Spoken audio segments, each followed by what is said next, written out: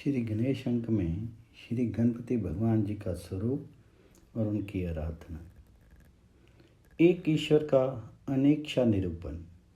विश्व के उद्गम एवं विकास के परम कारण पर ब्रह्म परमात्मा का निर्देश वैदिक काल से ही विभिन्न रूपों में होता आ रहा है। धीतमा औतथ्य ने स्पष्ट शब्दों में कहा है, एकम सद्विप्रा बहुधा वदंती, अर्थात सतत तो वस्ता एक ही है, किंतु विद्वान लोग उसका निरूपण अनेक नामों से करते हैं। गणपति अथवा गणेश उन्हीं परमात्मा का एक अन्यतम नाम है। गुणी, गुणेश और गणेश।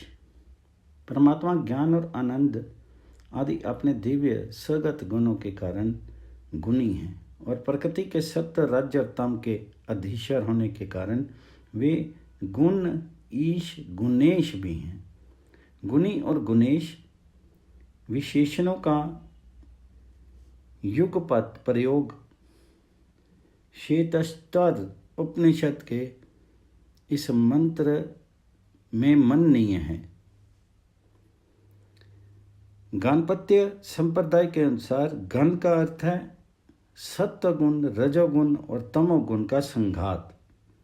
उसका पति अथवा शासक होने के कारण परमात्मा गणपति या गणेश कहलाती है। व्याख्या भेद। गुणी और गुणेश की उपयुक्त व्याख्या से भिन्न एक और व्याख्या इस प्रकार है, परमात्मा स्वगत गुणों के कारण नहीं अपितु प्राकृत गुण त्रय के सहचर्य के कारण गुणी और उस पर अधिपत्य के कारण ही गुणेश कहलाती हैं। मत त्रैविध्य की प्राचीनता। परमात्मा के निर्गुण और सगुण भाव के इस प्रकार के व्याख्यान में यह मत दैविध्य बहुत प्राचीन है। एक मत के अनुसार परमात्मा परमार्थता पूर्ण रूप में निर्गुण है और व्यवहारता प्राकृतिक गुणों के संपर्क से वे सगुण हो जाते हैं। दूसरे मत के अनुसार परमात्मा प्राकृतिक गुण रहित होने के कारण निर्गुण है और ज्ञान नंद आदि स्वकीय गुणों के सहित होने के कारण सगुण है। प्रथम मत वाले सगुण परमात्मा के श्री विग्रह को शुद्ध सत्य माया का विलास मानते हैं, किंतु द्वितीय मत वाले उसे सच्चिदानंद घन मानते हैं। अतः गणपति भगवान का श्री विग्रह भक्त रुचि व चित्र के अनुसार माया विलास भी है और चित्त घन भी। श्री विष्णु कृष्ण का गणेश रूप। ब्रह्मवैवर्त पुराण के अनुसार सत्य अधिपति विष्णु कृष्ण ही पार्वती माता के पुण्यक नामक पुत्र प्रद व्रत के अनुष्ठान के फलस्वरूप उनके यहाँ एक अत्यंत मनोरम बालक के रूप में प्रकट हुए, जिनका नाम गणेश रखा गया। श्री गणपति जयंती। एक मान्यता के अनुसार गणेश जी का सर्वप्रथम आविर्भाव माता पार्वती के यहाँ माघ मास के कृष्ण पक्ष की चतुर्थी तिथि को हुआ था। गणेश जी अपने आराधकों के समस्त संकटों को कष्टों को नष्ट कर देते हैं, अतः उनके प्रादुर्भाव की तिथि संकटहर चतुर्थी कहलाती है। चतुर्थी तिथि की को गणेश जी के प्रकट होने के कारण उनके भक्त प्रति मास इस तिथि के आने पर उनका विशेष आराधन करते हैं और प्रत्येक मास के कृष्ण पक्ष की चतुर्थी को गणेश चतुर्थी और शुक्ल पक्ष की चतुर्थी को विनायकी चतुर्थी कहते हैं। स्कंद पुराणोक्त श्री कृष्ण युधिष्ठिर संवाद के अनुसार भाद्रपद मास के शुक्ल पक्ष की चतुर्थी की विशेष महिमा है। उस दिन की आराधना से गणपति भगवान अपने आराधकों के समस्त कार्यकलापों में सिद्धि प्रदान करते हैं अतः उनका नाम सिद्धि विनायक प्रसिद्ध हो गया। उनकी कृपा से विद्यार्थी को विद्या की, धनार्थी को धन की, विद्यार्थी को विजय की और पुत्रार्थी को पुत्र की प्राप्ति हो जाती है। जल तत्व प्रधान व्यक्ति और गणपति। संसार के सभी जीव 5 भौतिक शरीरों से संबद्ध हैं। किसी में पृथ्वी तत्व प्रधान होता है, किसी में जल तत्व, किसी में तेजस तत्व, किसी में वायु तत्व और किसी में आकाश तत्व। इन 5 प्रकार के जीवों की साधना में समीचीनता के संपादनार्थ गुरुजन परमात्मा की पंचदा उपासना बताते हैं। पृथ्वी तत्व की प्रधानता वालों के लिए भगवान शंकर की, जल तत्व की प्रधानता वालों के लिए भगवान गणपति की, तेजस तत्व की प्रधानता वालों के लिए भगवती दुर्गा की, वायु तत्व की प्रधानता वालों के लिए भगवान सूर्य की और आकाश तत्व की प्रधानता वालों के लिए भगवान विष्णु की उपासना रुचिकर होती है। गणेश जी के साथ रूपांतरो उपासना। सभी कार्यों में सिद्धि प्राप्ति के लिए श्री गणपति के साथ श्री सूर्य, श्री दुर्गा, श्री शिव और श्री विष्णु की पूजा का विधान है। केवल एक देवता की मूर्ति की पूजा का निषेध है। अतः जो व्यक्ति अपनी कामनाओं की सफलता चाहता हो उसे अनेक देवताओं की पूजा करनी चाहिए। पूजा क्रम में गणपति द्वितीय। यदि पंचायतन देवताओं में प्रत्येक के प्रति समान रूप से भक्ति हो तो साधक को सर्वप्रथम श्री सूर्य की, तत्पश्चात क्रम से श्री गणपति, श्री दुर्गा, श्री शंकर और श्री विष्णु की पूजा करनी चाहिए।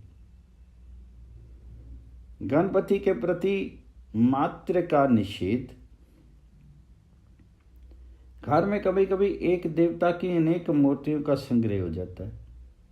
अतः आराधक को उनकी संख्या का औचित्य ध्यान में रखना आवश्यक है। घर में 2 शिवलिंगों, 2 शंखों, 2 सूर्य प्रतिमाओं, 2 शालग्रामों, 2 गोमती चक्रों, 3 गणपति प्रतिमाओं एवं 3 देवी प्रतिमाओं की स्थापना नहीं करनी चाहिए। प्रतिमा समय विचार। गणपति भगवान की प्रतिष्ठा के लिए चैत्र, वैशाख, ज्येष्ठ, माघ अथवा फागुन मास का शुक्ल पक्ष शुभ है। भौमवार के अतिरिक्त अन्य वार ग्राह्य है तथा तिथियों में चतुर्थी, नवमी और चतुर्दशी वर्जित है। प्रतिष्ठा के लिए प्रशस्त नक्षत्र हैं अश्विनी, रोहिणी, मृगशिरा, पुख्य, उत्तरभाग्नि, हस्त, स्वाति, अनुराधा, ज्येष्ठा, मूल, पूर्वाषाढ़, उत्तराषाढ़, श्रवण, पूर्व भाद्रपद, उत्तर भाद्रपद और रेवती। प्रतिमा का परिमाण। यद्यपि मंदिर में गणपति मूर्तियां सभी आकारों की छोटी और बड़ी स्थापित की जाती हैं, वे पुरुषाकार भी होती हैं और कहीं कहीं और भी अधिक परिमाण की देखी गई हैं। तथापि मत्स्य पुराण के अनुसार घरों में यजमान के अंगुष्ठ पर्व से लेकर के वितस्ती पर्यंत अर्थात 12 अंगुल परिमाण तक के आकार वाली मूर्ति की स्थापना प्रशस्त है। पश्चिमाभिमुखी प्रतिमा। गणपति आदि देवताओं का मंदिर घर के ईशान कोण में होना चाहिए और उनकी स्थापना इस प्रकार करनी चाहिए कि उनके मुख पश्चिम की ओर रहें।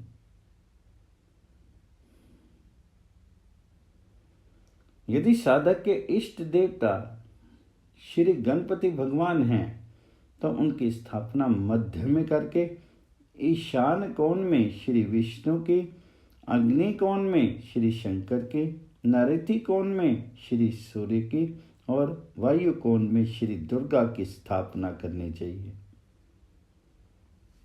उपासना के कतिपय ज्ञातव्य तत्व। गणपति भगवान की आराधना अन्य देवताओं की आराधना के समान यथाशक्ति पंचोपचार, 10 उपचार, षोडशोपचार अथवा राजोपचार से करनी चाहिए। यहाँ उपासना उपयोगी कतिपय ज्ञातव्य बातें लिखी जा रही हैं।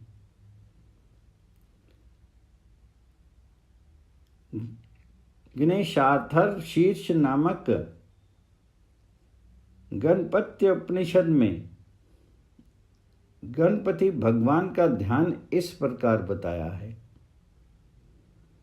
सृष्टि के प्रारंभ में प्रकटित जगत के परम कारण स्वरूप में सदा प्रतिष्ठित पम प्रकृति में विश्व में से अतीत भक्तवत्सल गणेश जी की 4 भुजाएं हैं। वे गजवदन हैं, अतएव उनके दोनों कान सूर्पाकार हैं। उनके केवल एक दांत है, वह लंबोदर हैं। उनका वर्ण लाल है। उन्हें लाल रंग के वस्त्र, चंदन और पुष्प रुचिकर है। वे अपने 2 हाथों में पाश और अंकुश लिए हुए हैं। तीसरे में वरद मुद्रा है और चौथे में अभय मुद्रा के साथ मोदक है। उनकी ध्वजा पर उनके प्रिय वाहन मूषक राज का चिन्ह अंकित है। इस प्रकार गणेश जी का नित्य ध्यान करने वाला व्यक्ति भी सर्वोत्तम योगी है। आवाहन मंत्र। गणेश जी के आवाहन के लिए वैदिक मंत्र बहुत लोकप्रिय हैं। गणानाम गवा गणपति हवा महे कविम कवि नाम से लेकर के सीध साधनम तक। दूसरा है गणनम त्वा गणपति हवा महे से तम जासी गर्भधम। आसन मंत्र है निशु सीध से लेकर के मगवंचित मर्च, अर्थात हे गणपते आप यहाँ आनंदपूर्वक विराजिए। सभी लोग आपकी विद्या विशारदों में सर्वोत्तम बताते हैं एवं आपकी आराधना के बिना कोई भी कार्य आरंभ नहीं किया जाता। यजमान के प्रति आचार्य का वचन है, धनी पुरुष महान और पूजनीय गणपति भगवान की चित्र विचित्र अर्थात विभिन्न द्रव्यों के साथ पूजा करो। अभिषेक। ताम्रपत्र में रखे हुए पितृ जल से गणपति भगवान का महाअभिषेक करते समय गणेशार्थव शीर्ष की 21 आवृत्ति करने का विधान है। दूर्वा। पाटल अर्थात लाल वर्ण वाली और सुरभित कुसुमावली के साथ दुर्वा अंकुर भी गणेश जी को अर्पण किए जाते हैं, किंतु उनकी पूजा में तुलसी दल का प्रयोग नहीं किया जाता।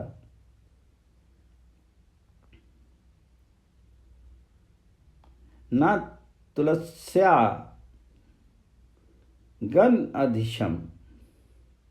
नीराजन मंत्र। हम सभी आराधक नित्य निरंतर उन गणेश जी के सम्मुख विनय अवनत हैं जो समस्त विघ्न रूपी वनों का दहन करने के लिए प्रबल अनल हैं, जो अनीति और अन्याय का तत्काल विनाश कर देते हैं, जो विपत्ति के परतों को नष्ट भ्रष्ट करने के लिए वज्रोपम हैं, जिनके एक कर कमल में अंकुश और दूसरे में पाश विराजमान हैं, जिन्होंने विघन विजय रूपी सूर्य के प्रकाश से 10 दिशाएं प्रकाशित कर दी हैं, जो अपने उपासकों के भावबंधन को शिथिल कर देते हैं और जो समस्त विद्याओं के वैभव के अधीश्वर हैं। प्रणाम मंत्र। हे गणपति, आप विघ्नों के शासक हैं, अतएव आराधकों को उनके द्वारा उत्पीड़ित नहीं होने देते। आप अपने उपासकों को उनके अभीष्ट वर दे करके कृतार्थ कर देते हैं। सारे देवता आपको प्रिय हैं और आप सब देवताओं को प्रिय हैं। आप लंबोदर हैं, चतुष्टि कलाओं के निधान हैं और जगत का मंगल करने के लिए सदा तत्पर रहते हैं। आप गजवदन हैं और श्रुत्युक्त यज्ञों को अपने आभूषणों के समान स्वीकार कर लेते हैं। आप पार्वती नंदन हैं। हम आपके चरणों में बारंबार प्रणाम करते हैं। गणेश गायत्री।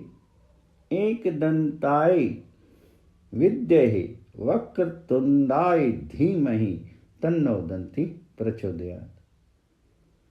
तत्पुरुषाय विद्महे वक्रतुंडाय धीमहि तन्नो दन्ति प्रचोदयात्। अर्थात हम एक दंत परम पुरुष गणपति भगवान को जानते हैं, मानते हैं और उस वक्रतुंड भगवान का हम ध्यान करते हैं। वे हमारे विचारों को सत्कार्य के लिए प्रेरित करें। परिक्रमा।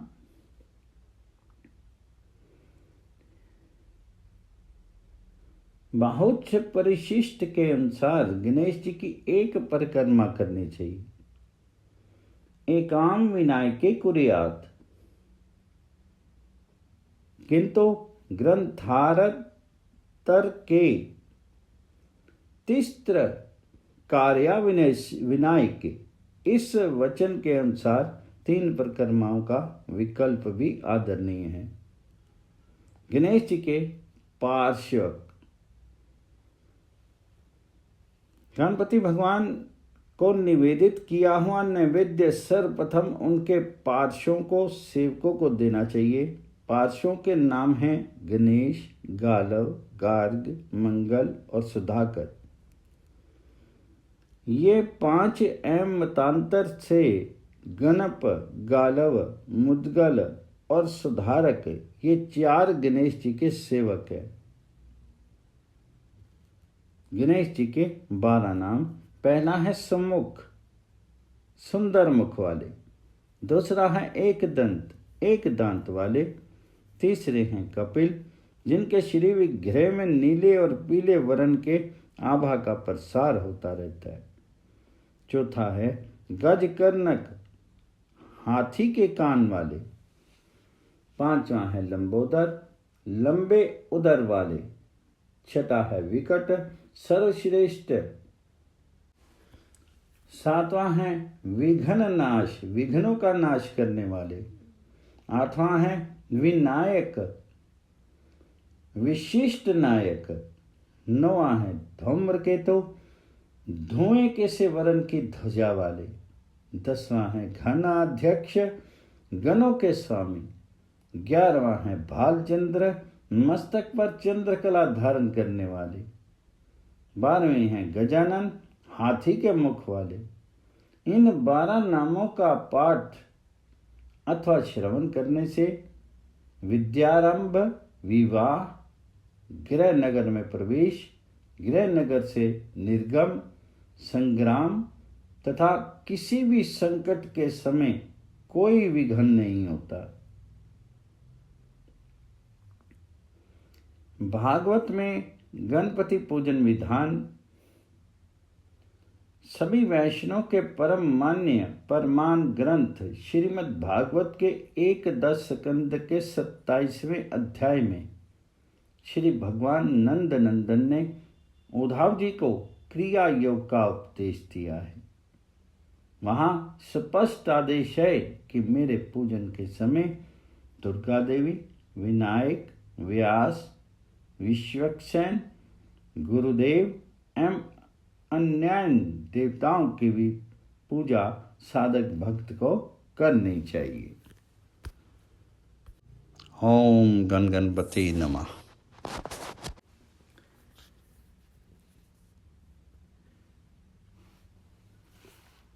श्री गणेश अंक में सच्चिदानंद रूप श्री गणेश की निर्गुण सगुण उपासना। समूचे संसार में भारतीय संस्कृति की महत्ता अन्य संस्कृतियों की अपेक्षा सविशेष एवं अद्वितीय मानी जाती है। संस्कृति पद उद्भव अर्थों की और अंगों की परिपूर्ति करने के कारण हमारी भारतीय संस्कृति सार्थ और यथार्थ है। भारतीय संस्कृति वैदिक संस्कृति है। भारतीय संस्कृति मूल आधार वेद हैं। वेद ज्ञान रूप हैं, ज्ञान में हैं, ज्ञान को दूर करने वाले हैं। वे स्वयं ज्ञान में होने के कारण उनमें अज्ञान का अस्तित्व ही कहाँ। वेद तो ज्ञान स्वरूप हैं ही, इसमें संदेह नहीं, किंतु ज्ञान का तात्विक विवेचन वेदों के शीर्ष स्वरूप उपनिषदों में भी आया है। वही तत्व ज्ञान इस विश्व का मूल कारण बताया है। सभी उपनिषदों में आए हुए वाक्यों में सदैव सम्मेदम अग्र असीत एकम एव द्वितीयम सरखलविदम ब्रह्म तज्जलालनीति शांत उपामित।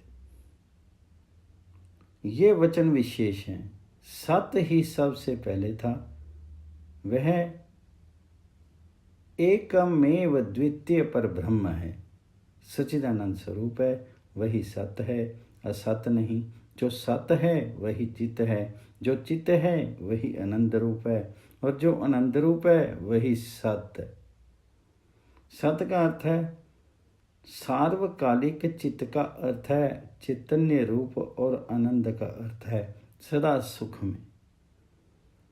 सद्रूप, चिद्रूप और आनंद रूप सत्य इस विश्व का मूल कारण है। उसी में स्फुरित हुआ एको अहम बहुश्याम प्रजाएं, मैं एक हूँ अनेक हो जाऊं, ऐसा स्फुरित होते ही वह एक सत्य ही गणेश पर ब्रह्म रूप में अभिव्यक्त हो गया। गणेशो वै सज्जायत तद वे परम ब्रह्म। उसी संत ने अपने को श्वेतवर्ण गजमुख चतुर्भुज रूप में देखा, जिससे पंच महाभूतों की उत्पत्ति होती है, जिससे सबकी स्थिति होती है और जिसमें सभी लय को प्राप्त होते हैं। वही अक्षर पर ब्रह्म है। इसी से प्राण, मन एवं इंद्रियों की उत्पत्ति होती है। इसी से आकाश, वायु, जल, तेज और विश्व धारणी पृथ्वी सभी उत्पन्न होते हैं। यही पुरुष हैं, यही पर ब्रह्म हैं, यही गणेश सच्चिदानंद स्वरूप है। ओम तत् गणेश, ओम सद गणेश, ओम परम गणेश, ओम ब्रह्म गणेश। वही तत्व गणेश है, वही सत्य गणेश है, वही पर गणेश है, वही ब्रह्म गणेश है। यही चिद्रूप, निर्विकार और अद्वितीय हैं। वही सद्रूप गणेश आनंद रूप है। आनंदो भक्ति सा नित्यो भक्ति, सा शुद्धो भक्ति, सा मुक्तो भक्ति, सा स्वयं प्रकाशो भक्ति, स ईश्वरो भक्ति, स मुख्य भक्ति, स वैश्वानरो भवति, स तेजसो भवति, स प्राज्ञो भवति, स साक्षी भवति, स एव भवति, स सर्वो भवति, स सर्वो भवतीति। वही सद्रूप गणेश आनंद रूप है, नित्य हैं, शुद्ध हैं, मुक्त हैं, स्वयं प्रकाश ईश्वर और प्रमुख हैं। वही वैश्वानर और तेजस तथा प्राज्ञ हैं, वही सर्वसाक्षी हैं, वह वही हैं, वह सब हैं, वह सब कुछ है। श्री गणेश सच्चिदानंद स्वरूप पर ब्रह्म है। ना रूपम ना नाम ना गुणम, स ब्रह्म गणेश। उसका ना कोई रूप है, ना नाम है और ना गुण है, वही गणेश ब्रह्म है। वह निर्गुण, निरहंकार, निर्विकल्प, निराकार, आनंद रूप, तेजो रूप, अनिर्वचनीय और अपरमेय कालातीत गणेश है। उसी प्रकार एक अक्षर ओमकार रूप ब्रह्म भी वही है। ओम ये एकाक्षर रूप ब्रह्म ही है। उसकी व्याख्या है भूत भविष्य वर्तमान सभी ओमकार रूपी हैं। यह त्रिकाल स्वरूप और त्रिकालातीत सब ओमकार ही है। वही ओंकार रूप ब्रह्म ये गणेश ही हैं। ओंकार ब्रह्म स्वरूप है ही। यह ओंकार स्वयं मांगलिक होकर के उपासकों का रक्षण करता है। अतः व्याकरण की प्रक्रिया से यह सिद्ध हुआ कि यह ओंकार उपासकों के लिए मंगलवाचक, रक्षार्थक और उपासना के लिए उपक्रम कारक है। निर्गुण निराकार पर ब्रह्म गणेश की ये केवल एकाक्षर नाम स्वरूप उपासना है। यहाँ गणेश पद से पार्थी शिव संभूत गणपति की उपासना नहीं है। पार्थी शिव नंदन गजानन परमात्मा भगवान गणेश के अवतार है। भगवान गणेश पर ब्रह्म परमात्मा है। वे निर्गुण निराकार तथा सारे विश्व में व्याप्त हैं। गणेश शब्द में आया हुआ गकार जगत रूप है और नकार ब्रह्मवाचक है। ऐसे सर्वव्यापक पर ब्रह्म श्री गणेश को प्रणाम है। निर्गुण उपासना करने वालों को मोक्ष की प्राप्ति की आवश्यकता होती है। उसकी परिपूर्ति साक्षात गणेश है। निर्गुण उपासना में ज्ञान साधन है तथा मोक्ष साध्य है। इस साधन रूप ज्ञान और साध्य रूप मोक्ष दोनों के स्वामी श्री गणेश जी हैं। स्वयं निर्गुण निराकार होकर भी परमात्मा श्री गणेश ने अपने को त्रिधा व्यक्त किया और इस सृष्टि को उत्पन्न करके उसकी व्यवस्था भी बनाई।